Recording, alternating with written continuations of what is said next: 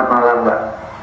Iya, Mas Rudi pada saat kejadian betul ya ada di lokasi, ada di Stadion Kanjuruhan ya Mas ya? Iya, saya ada di lokasi. Berada di tribun berapa pada saat itu? Kanjuruhan, saya menonton laga Arema. Jadi, saya di tribun 14, sektor paling terakhir. Bisa diceritakan Mas, peristiwa mencekam detik-detik ketika itu terjadi bagaimana Mas? Termasuk kan peristiwa mencekam itu berada di tribun 14 juga tempat Anda berada ya Mas ya?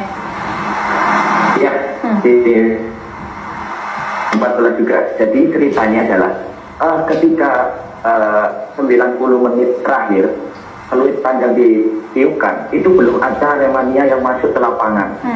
Jadi ketika 90 menit peluit panjang dipeluitkan, itu pemain Persebaya itu masuk ke dalam ruang ganti semuanya. Jadi belum ada Aremania sama sekali. Ketika ada Aremania yang mau ke lapangan, itu sama Aremania sendiri itu ditolak. Jadi kayak jangan turun, seperti itu. Karena Aremania sendiri itu tahu kalau itu adalah kesalahan yang mengakibatkan ke timnya nanti. Seperti itu. Nah, jadi, ketika silakan Mas, dilanjutkan Mas. Nah, jadi setelah itu ada 2 orang Aremania yang masuk ke lapangan, tapi bukan untuk menyerang Persebaya, tapi untuk memberi support kepada pemain Arema. Seperti itu. Jadi tujuan turun itu pada saat itu ingin memberikan dukungan justru kepada tim ya? Iya, sebenarnya sama Aremania sendiri itu udah ada banyak mau turun ke lapangan, tapi sama Aremania itu ditolak, jangan sampai turun. Tapi ada 2 yang lolos sampai ke lapangan. Nah, tapi kalau tujuannya anak-anak ini bukan untuk menyerang atau merusak fasilitas, tapi untuk mensupport pemain Arema. Itu ada videonya, pemain dirangkul langsung sama supporter 2 orang tadi yang Aremania yang masuk duluan. Pemantik awal apa itu Mas, sehingga terjadi kericuan di bawah itu? Hingga ramai kemudian ada ribuan orang turun ke lapangan. Nah, setelah itu Aremania tersebut ketika support itu banyak Aremania yang ikut turun, untuk mensupport pemain juga. Itu bawa bendera ayo Arema, hari ini harus menang, kayak fokus seperti itu. Nah, ketika udah pemain terakhir itu kalau nggak salah ada Alvarisi sama Maringa ini udah masuk ke ruang ganti. Setelah masuk ke ruang ganti, Aremania ini dipukul mundur sama pihak aparat. Cuma ada dipukul mundur kan?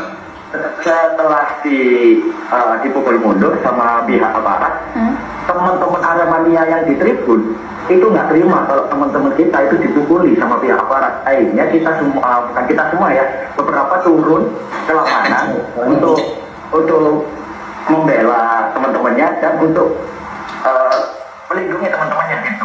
Tapi ternyata sama pihak polisi malah dipukuli dan disemprotkan gas air mata ke tribun. Sedangkan di tribun itu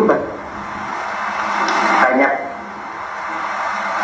cewek-cewek atau ibu-ibu yang dia itu bukan menonton kerusuhan, tapi dia antri untuk keluar stadion. Sedangkan pintu di stadion itu masih tertutup, jadi mereka itu masih antri. Di pintu saya, di pintu 14 itu yang terbuka. Nah, setelah semprotan gas air mata dilemparkan ke tribun, itu baru semuanya panik sepanik-paniknya. Saya tahu sendiri. Oke, Mas Rudi, yang Anda lihat ada berapa kali tembakan gas air mata? Kalau berapa tembakan gas air matanya, yang saya tahu ke arah tribun pertama 2. Nah, setelah 2 itu ada yang nembak lagi ke tribun berdiri. Jadi di Kanjuruhan itu ada tribun atas sama tribun bawah. Nah, tribun bawah ini tribun berdiri. Yang saya tahu pertama tribun berdiri, tribun atas. Setelah itu saya belum ngerasain. Setelah ditembak lagi ke tribun bawah, ke tribun berdiri tersebut, itu saya baru merasakan. Jadi asapnya itu jalan sampai sektor terakhir, sampai ke pintu 14. Nah, dari situ saya keluar karena saya udah nggak bisa. Mas Rudi, alasan pihak kepolisian menembakkan gas air mata karena terjadi aksi anarkis. Polisi juga diserang Mas. Kalau penglihatan langsung dari Mas Rudi bagaimana sebenarnya di lapangan itu? Mas, nggak ada yang namanya supporter itu menyerang polisi duluan. Kita nggak pernah Mas menyerang polisi.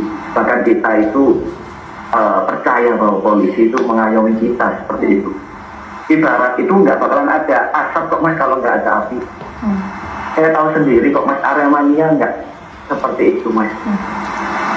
Awal mula yang Anda lihat apa pemicunya hingga kita tahu kan juga dari 125 korban itu ada 2 diantaranya merupakan anggota polisi juga, Mas Rudi? Kalau masalah korban polisinya itu saya nggak tahu. Kalau pemicu awalnya ya mungkin itu perkara 2 Aremania yang support pemain tersebut. Tapi itu kenapa para Aremania tersebut itu malah dipukuli gitu sama pihak aparat. Nah di situ terjadilah kericuan menurut saya, karena teman-teman Aremania yang di tribun atas malah nggak terima, malah turun semuanya seperti itu. Gara gas air mata tersebut menurut saya makin kacau sih suasana di Kanjuruhan kemarin. Ya. Apa yang Anda rasakan pada saat terkena gas air mata itu, Mas? Anda cukup merasakan perihnya? Saya pernah merasakan gas air mata itu sebelum di Kanjuruhan. Jadi saya pernah merasakan gas air mata tersebut. Jadi ketika saya di Kanjuruhan kemarin, waktu laga Arema Persibaya, itu ketika saya udah kena duluan, maksudnya udah kayak terasa kena, itu saya udah langsung ngejar ibu sama anak. Saya kasihkan bagi saya dan ibu sama anak itu untuk menutupi mukanya, karena saya pernah merasakan seperti panas gitu. Akhirnya saya kasihkan, saya langsung keluar. Saya nggak tahu ibu sama anak tersebut gimana. Yang penting mukanya udah ketutup, tapi saya nggak tahu dia masih hidup atau enggak. Kami ingin tahu, Mas, yang Anda lihat di tribun, karena tadi Anda mengatakan gas air mata diarahkan ke tribun, padahal di lapangan yang mencekam. Itu ada ibu-ibu, anak-anak, atau gimana itu, Mas, di sana, Mas? Kami tidak terbayang kepanikannya soalnya, Mas. Jadi di media sosial itu Mas, banyak yang bilang bahwa kenapa sih anak kecil, ibu-ibu diajak nonton bola? Kenapa? Jawabannya adalah Aremania itu tidak separah ini, Mas. Aremania itu aman buat beragam, tapi kenyataannya kemarin itu dipatahkan semuanya. Saya lihat sendiri, Mas, bahwa ada anak-anak berlari-larian, ada ibu berlari-larian ketika cari anaknya, anakku, begitupun anaknya, mama, seperti itu. Saya tahu sendiri. Yang paling parah adalah dari kuping kanan, kuping kiri itu semuanya minta tolong. Iya, sebegitu mencekam. Minta tolong, saya nggak bisa nolong satu. Iya, sebegitu mencekam. Ya, untuk akses keluar bagaimana, Mas, bisa dijelaskan, karena kita juga perlu minta keterangan juga dari Anda yang melihat secara langsung di lokasi. Ada beberapa video juga sempat viral di media sosial terkait ada beberapa pintu akses keluar yang kemudian ditutup. Betul hal itu Anda lihat juga? Betul Mbak. Jadi saya di tribun 14 itu saya itu keluar langsung ke tribun 14 itu. Terus saya masuk lagi ke tribun 14 untuk cari teman saya.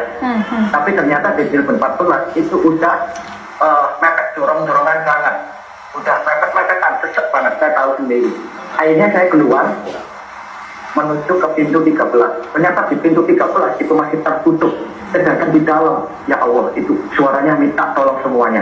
Kalau di pintu 14 itu minta tolong, ada yang dibawa keluar masuk gitu. Di pintu 13 itu cuma ada suara minta tolong sama gerbong yang digedor-gedor. Anda bisa gambarkan bagaimana suasana di pintu keluar di gate 13 itu? Pintu tertutup, ribuan orang kemudian berebut untuk keluar.